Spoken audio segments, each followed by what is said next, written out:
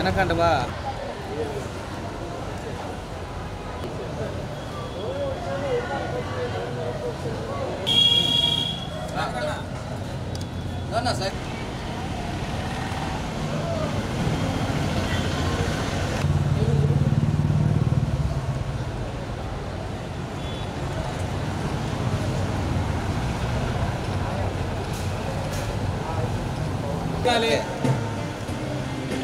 Sir Rama సమయానికి వచ్చారా రావాలి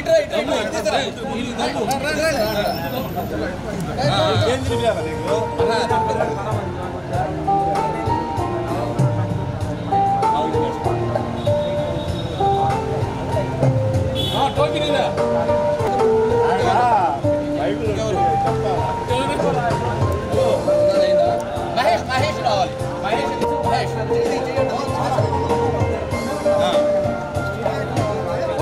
ఓకేనా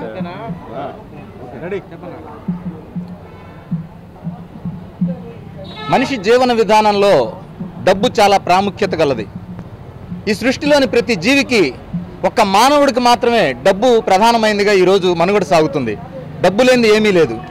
అటువంటి ధనం ఇప్పుడున్న టెక్నాలజీని బట్టి ఏదైతే ఎటువంటి ట్యాక్సులు కట్టే పరిస్థితి లేకుండా ప్రభుత్వాల ఆధీనంలో కాకుండా ఒక వ్యక్తుల యొక్క సహకారంతో వాళ్ళు ధనాన్ని ఎక్కువగా పెంపొందించుకునే ఒక గొప్ప అవకాశం ఈ క్రిప్టో కరెన్సీలో ఉంది. గత 15 సంవత్సరాల నాడు రిలీజ్ అయిన మొట్టమొదటి క్రిప్టో కరెన్సీ కాయిన్ బిట్కాయిన్. ఆ బిట్కాయిన్ ఈరోజు దాదాపు 84 లక్షలకి వెళ్ళిన విషయం అందరికీ తెలిసిందే. అటువంటి క్రిప్టో కరెన్సీలో కొన్ని వేల కంపెనీలు పుట్టుకొస్తున్నాయి. ఏది నమ్మాలి, ఏది ఎలా చేసుకోవాలి అనేది అర్థం కాని పరిస్థితిలో ఉంటుంది. నేడున్న టెక్నాలజీతో ప్రతి యాడ్స్ చూస్తే మీకు ఉచితంగా డబ్బులు వస్తాయని ఇది ఎక్కువైపోయిందన్నమాట ఈ కార్యక్రమాలు. అందువల్ల అందరూ చూసి వాళ్ళ ఫోన్స్ హ్యాక్ అవుతాయని, ఏ కొత్త కొత్త విషయాలని వాళ్ళ ఫోన్స్లో పెట్టుకోకూడదని ప్రభుత్వం వారు కూడా పదే పదే హెచ్చరిస్తున్నారు. అయినా కానీ ఫేక్ యాప్ల ద్వారా ఎంతో నష్టపోతున్నారు సామాన్య ప్రజానీకం. దీనికి ఎక్కడ సమస్య వస్తుంది అంటే ఎడ్యుకేషన్ లోపం. విజ్ఞానం ఎవరికైతే ఉంటుందో వాళ్ళు సరైన దారిలో నడుస్తారు. ఎప్పుడైతే విజ్ఞానం అనేది తక్కువగా ఉంటుందో ప్రజల్లో, దానివల్ల వచ్చే టెక్నాలజీని అందిపుచ్చుకోవడంలో వెనుకబడిపోవడం వల్ల చాలా ఇబ్బందులు ఎదుర్కొంటారు. ఈ రోజున్న పరిస్థితిని బట్టి టెక్నాలజీని బాగా అవకాశంగా అందిపుచ్చుకొని సక్సెస్ అవ్వాలి అంటే ముందు మనం ఏదైనా ఒకటి టేకప్ చేసేటప్పుడు దాని గురించి ఒక పరిశోధన, రీసెర్చ్ చేయాల్సిన అవసరం ఉంది. కొత్తగా ఎవరో ఒకరు ఏదో ఒకటి చెప్పారని చెప్పేసి గుడ్డిగా ఈ రోజున సెల్ ఫోన్లో ఎటువంటి యాప్లు కూడా చేయకూడని పరిస్థితులు. అయితే ఈ రోజున సామాన్య ప్రజలకి అందరికీ మేలు చేసే విధంగా డబ్బు సంపాదించడం ఒక కళ, డబ్బు ఈజీగా సంపాదించుకునే ఒక మార్గం ఉంది అని ఇక్కడ ఒంగోలులో మొట్టమొదటిసారిగా క్రిప్టో కరెన్సీకి సంబంధించి ఒక ఆఫీస్ ఏర్పాటు చేయడం జరిగింది. అయితే మా యొక్క ఉద్దేశం ఏమిటి అంటే ఇక్కడ మేము ఎవరిని కూడా ప్రలోభ పెట్టే విధంగా, ఎవరిని కూడా ఏ కంపెనీలకు అడ్వర్టైజ్మెంట్ చేసే విధంగా ప్రవర్తించే ఉద్దేశం మాకు ఏ పాటికి లేదు. కేవలం సులభ మార్గంలో ఆదాయాన్ని ఆర్జించే ఒక పద్ధతులను ఇలా అవకాశాలు ఉన్నాయి. మేము చేసిన రీసెర్చ్ ఈ విధంగా ఉన్నది. మీరు కూడా ఆ కంపెనీల గురించి పరిశోధించి మీకు ఇది సక్రమమైనది అని అనిపిస్తే దాన్ని ఉపయోగించుకొని ముందుకు సాగండి అని చెప్పడమే మా యొక్క ఉద్దేశం. దీనికి అంతే తప్ప ఏ వ్యక్తిని కూడా ప్రలోభ పెట్టి మీకు అది వస్తుంది ఇది వస్తుందని మాయమాటలు చెప్పే కాన్సెప్ట్ మాది కాదు. అయితే ఎవరైనా దాని గురించి పరిశోధించి కరెక్ట్గా ఇది మంచిది, ఇది మేము చేసుకుంటామని మా ముందుకు వచ్చిన వాళ్ళకి మేము పూర్తి సహాయ సహకారాలు అందిస్తాం. ఉచితంగా వచ్చే సంపాదనలు కూడా ఉంటాయని మేము పరిశోధించి ప్రజలందరికీ అందుబాటులోకి వచ్చే విధంగా మేము తీసుకురావడం జరిగింది. అయితే ఇక్కడ ఒక విషయం ఏంటి అంటే ఈరోజు 6 సంవత్సరాల నుంచి సుమారు 7 కోట్ల మంది ప్రజలు, అంటే దాదాపు 190 దేశాల్లోని ప్రజలు ఎంతోమంది 6 సంవత్సరాల నుంచి పై అనే ఒక యాప్ని వాళ్ళ ఫోన్లో ఇన్స్టాల్ చేసుకొని రోజు ఒకసారి ఓపెన్ చేసి దాన్ని బూస్టింగ్ ఇస్తున్నారన్నమాట. అలా ఇవ్వడం వల్ల వారికి కొన్ని కాయిన్స్ వస్తున్నాయి. ఆ కాయిన్స్ ఎందుకు ఇస్తుంది కంపెనీ అని అంటే, ఈ కాయిన్స్ అనేది మామూలుగా కరెన్సీ మనం ఇండియా కానీ ఏదైనా సరే ఒక గవర్నమెంట్, ఒక ప్రభుత్వం ప్రజల్ని పరిపాలించాలి అంటే ధనాన్ని ప్రింట్ చేసుకోవాల్సిన అవసరం ఏర్పడుతుంది. వాళ్ళ యొక్క పాపులేషన్ని బట్టి, తరచుగా వాళ్ళకున్న ఆర్థిక ఇబ్బందులను బట్టి, వాళ్ళ యొక్క జీడిపి పడిపోయేదాన్ని బట్టి, అవసరాన్ని బట్టి వాళ్ళు ఇంకా డబ్బుని ప్రింటింగ్ వేస్తూ ఉంటారు. అలాంటి పరిస్థితుల్లో ఏమవుతుంది అంటే ఈ రూపీ యొక్క విలువ తగ్గిపోతూ ఉంటుంది. అయితే ఈ క్రిప్టో కరెన్సీ అనేది ఏంటంటే ఎప్పుడైతే కంపెనీ స్టార్ట్ అవుతుందో ఆ రోజే దానికి తరపున ఎన్ని కాయిన్స్ అనేది ఉంటుంది, ఎంత కరెన్సీకి సంబంధించిన నెంబర్స్ అంతా డిజిటల్లోనే ఉంటుందండి, ఏది పట్టుకోవడానికి దొరకదు. కానీ అదే నడిపిస్తుంది ఈరోజు మన వ్యవస్థని. గతంలో మనకి కాయిన్స్ నోట్లు ఉండేవి, ఈరోజు అంతా ఫోన్పే గూగుల్ పే అలాగా డిజిటల్ కరెన్సీనే. అదే ఇది కూడా ఆ డిజిటల్ కరెన్సీలో అప్గ్రేడ్స్ అన్నమాట ఇది. అయితే ఈ విధంగా వచ్చే ఈ కాయిన్స్ అనేవి ఒకరోజు ఏదైతే కంపెనీ స్టార్ట్ అయ్యేటప్పుడు ఎన్ని కాయిన్స్ అయితే ఉంటాయో అవే ఉంటాయి. ఇక ఒక్క కాయిన్ కూడా పెరగడం ఉండదు, తగ్గడం ఉండదు.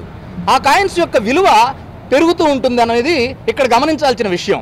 ఎప్పుడైనా తక్కువ అవకాశాలు ఉన్నప్పుడు వాటికి డిమాండ్ ఎక్కువ అనేది వస్తుంది.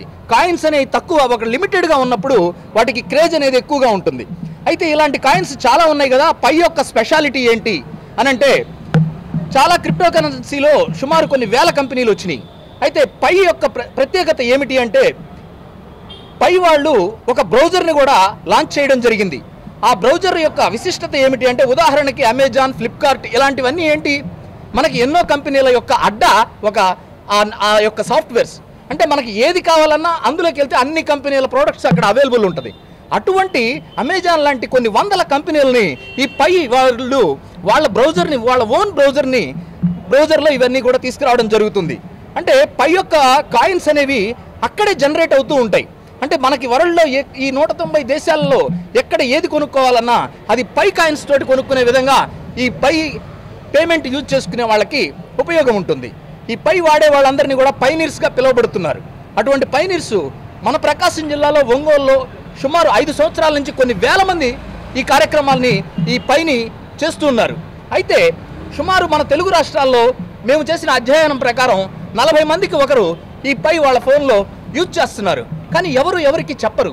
ఎందుకని చెప్పరు అంటే ఎవరైనా ఒక మంచి విషయం చెప్తే మాకు తెలుసులే అనడమో, లేదా అవతల వ్యక్తిని నువ్వేమన్నా వచ్చేసినాయా నీకు డబ్బులు అని కిడ్సైజ్ చేసే మాటలే ఉంటాయి తప్పితే ఒక ఇన్ఫర్మేషన్ ఇచ్చినప్పుడు దాని గురించి రీసెర్చ్ చేసి అది కరెక్టా కాదా అని ఎంక్వైరీ చేసే అంత సహనం, ఓపిక ఎవరికీ లేదు. అటువంటి పరిస్థితిని మేము అర్థం చేసుకుని అందరికీ అందుబాటులోకి తీసుకురావాలి అని చెప్పేసి ముందు మేము దాన్ని అధ్యయనం చేసి ఇది కరెక్ట్ అని మేము నిర్ణయించుకున్న తర్వాత దాన్ని అందరి దృష్టికి దీన్ని తెలియజేసే ఉద్దేశం తప్పితే మాది చేసుకోండి మీరు ఖచ్చితంగా చెయ్యండి అని చెప్పడం కాదు. అయితే మీ అంతా మీరు కూడా దీని గురించి రీసెర్చ్ చేయండి, మీ తోటి వారిని అడగండి, మీ ఎంక్వైరీలో ఇది రైట్ అనిపిస్తే దీనివైపు అడుగులు వేయండి. మన భారత ప్రభుత్వం కూడా క్రిప్టో కరెన్సీకి సంబంధించి గతంలో కొన్ని యాప్స్ని బ్యాన్ చేయడం జరిగింది. అయితే బైనాన్స్ అనేది నెంబర్ 1 స్థానంలో ఇప్పుడు మనుగడలో ఉంది. అటువంటి బైనాన్స్ వాళ్ళు ప్రజెంట్ ఓటింగ్ లిస్ట్ పెట్టారు. ఈరోజు 15 ఎక్స్చేంజెస్లో వరల్డ్ వైడ్ కాదు, మన ఇండియాకి సంబంధించి 15 ఎక్స్చేంజెస్లో పై లిస్ట్ అవుతుంది ఈ రోజున. అంటే అక్కడ మార్పిడి జరుగుతూ ఉంటుంది అన్నమాట.